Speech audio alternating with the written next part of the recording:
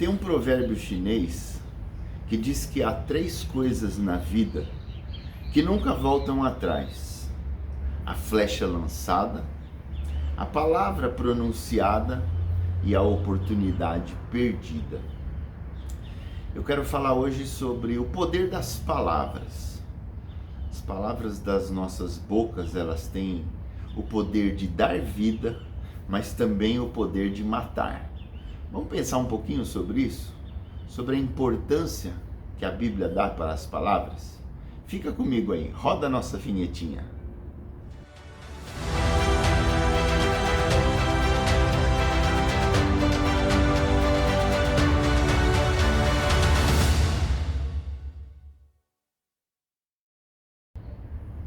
Bom dia!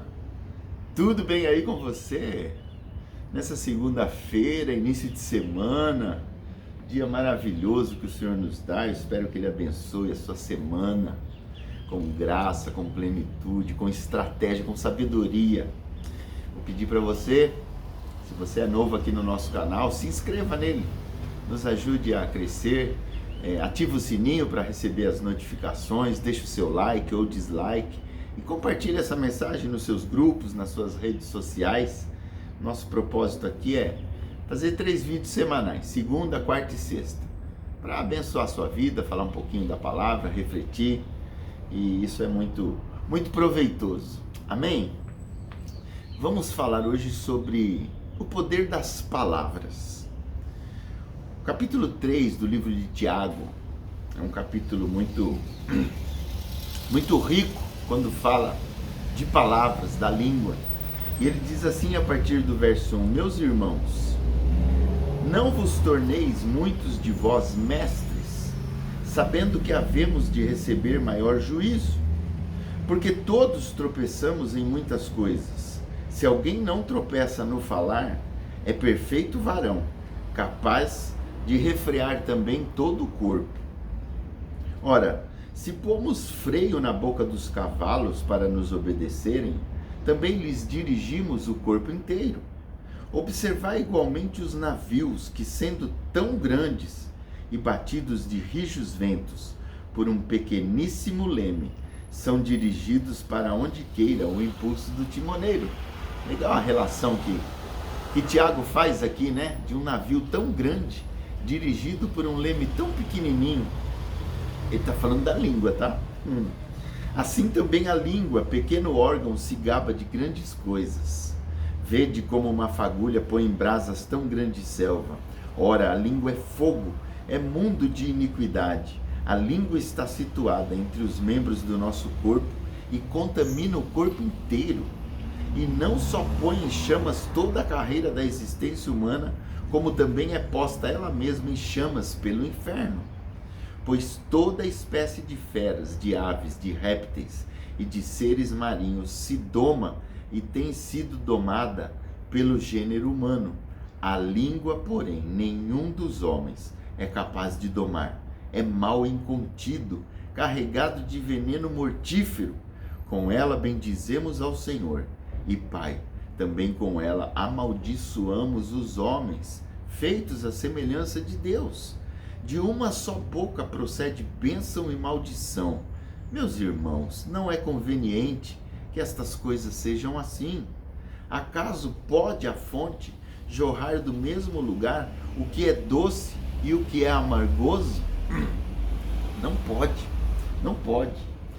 Eu gosto muito quando a gente pensa sobre o poder das palavras, de como a gente usa a nossa língua, num texto que para mim é pontual e se encontra lá no livro de Provérbios, no capítulo 18. Provérbios, capítulo 18, no versículo 21. Provérbios, capítulo 18, verso 21,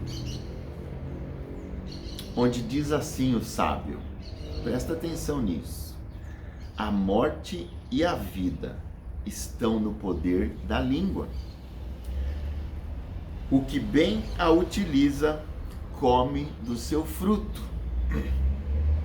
Morte e vida estão no poder da língua.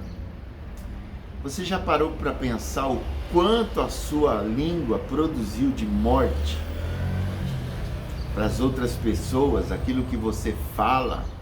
E como diz o provérbio chinês, depois que falou não tem como voltar atrás, a não ser, obviamente, que se faça um caminho de volta.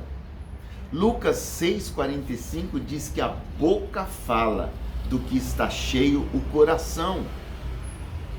Então eu começo a entender a partir desses versículos cruzados, entendendo que se a boca fala do que está cheio o coração, ela só põe para fora aquilo que já foi colocado para dentro. Você parou para pensar nisso? Ela só põe para fora aquilo que a gente já colocou para dentro. O que está saindo da sua boca é a essência do seu coração. Palavras têm poder para restaurar, edificar, criar, abençoar, mas elas também têm poder para matar, destruir, machucar pessoas. A gente precisa policiar muito a maneira como a gente usa palavras, porque a Bíblia diz lá em Gálatas 6,7 que de Deus não se zomba. Aquilo que o homem semear, isso ele ceifará. Ou seja, as nossas palavras, elas nada mais são do que sementes com poder de criar coisas boas, mas ela também tem poder muitas vezes de uma espada afiada que fere, que machuca, destrói planos, destrói pessoas. Às vezes as nossas palavras, elas têm poder de destruir vidas, destruir destinos. E até aqui nós estamos falando de palavras relacionadas ao nosso próximo, né? Aquilo que eu falo tem o poder de alterar vidas, seja meu irmão, meus pais, minha esposa, meu marido, no caso não meu, né? Seu. Mas vamos pensar um pouco diferente sobre palavras, né? A gente tem a tendência de pensar em palavras baseado no meu próximo, como que isso vai atingir o meu próximo, sendo ela uma palavra de bênção ou uma palavra de maldição, o que ela vai gerar na vida do meu próximo. Mas eu quero aprofundar um pouquinho mais esse assunto no que diz respeito à nossa vida.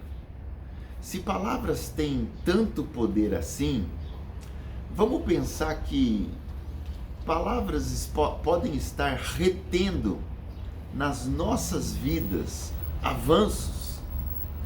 Já pensou nisso, dessa forma?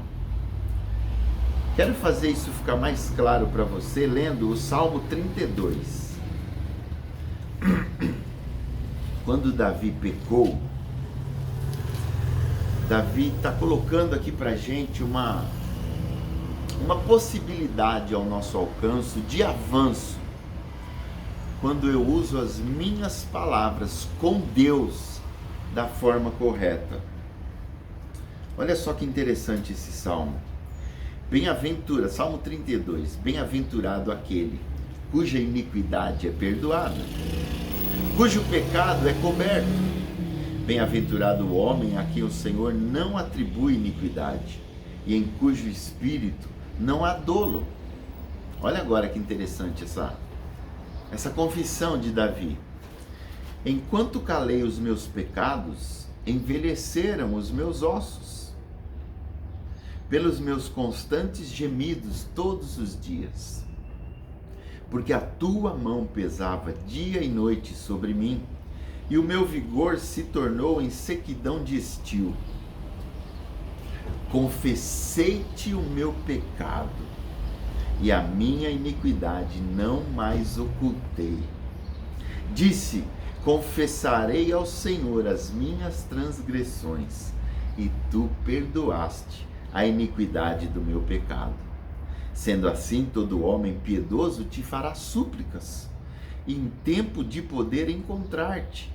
Com efeito, quando transbordarem muitas águas, não o atingirão. Tu és o meu esconderijo, tu me preservas da tribulação e me cerca de alegres cantos de livramento. Instruir-te-ei e te ensinarei o caminho que deves seguir, e sob as minhas vistas não darei conselho. Não sejais como o cavalo ou a mula sem entendimento, os quais com freios e cabrestos são dominados. De outra sorte não te obedecem. Muito sofrimento terá de curtir o ímpio, mas o que confia no Senhor, a misericórdia o assistirá. Alegrai-vos no Senhor e regozijai-vos, ó justos, exultai, vós todos os que sois retos de coração. A sua palavra retida na sua boca, uma palavra de confissão, ela tem o poder de destravar áreas da sua vida e trazer cura onde você está enfermo. Romanos 4,17 fala de Deus como Deus que chama à existência as coisas que não existem. E talvez existam áreas nas nossas vidas que nós precisamos fazer esse chamamento, chamar à existência as coisas que não existem. E esse chamamento acontece quando eu uso a minha palavra para gerar no mundo espiritual aquilo que eu estou querendo que seja gerado. Às vezes existem confissões das nossas vidas que a gente não faz, e isso tem o poder de atravancar a nossa vida. A morte e a vida estão no poder da língua. O que bem a utiliza comerá do seu fruto. A gente tem a tendência de pensar nesse versículo para terceiros, mas esse versículo pode ser perfeitamente usado para as nossas vidas, porque nós fomos criados à imagem e semelhança de Deus. E como que Deus criou o universo? Com a sua palavra criativa.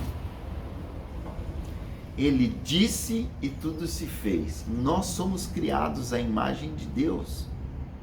Para pensar qual palavra que pode estar retendo a sua vida por falta de confissão, de renúncia.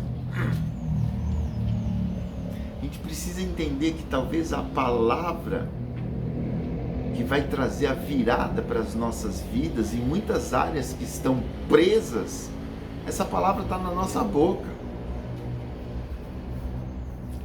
E ela só precisa ser trazida à luz, ela precisa ser dita para trazer à existência as coisas que não existem. Pense nisso, e eu quero finalizar aqui hoje com uma frase que eu ouvi do pastor Cote, que resume tudo isso que nós estamos falando. Olha que frase poderosa, pensa nisso. O poder terapêutico da confissão. Quando a boca cala, o corpo fala.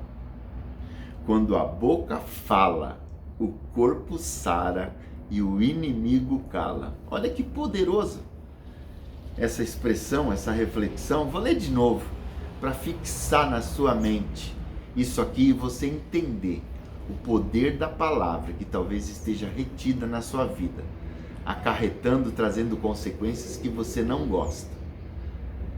Às vezes você está a uma palavra da sua libertação, da sua vitória. O poder terapêutico da confissão. Quando a boca cala, o corpo fala. Quando a boca fala, o corpo sara e o inimigo cala. Pense nisso e que o Senhor te abençoe.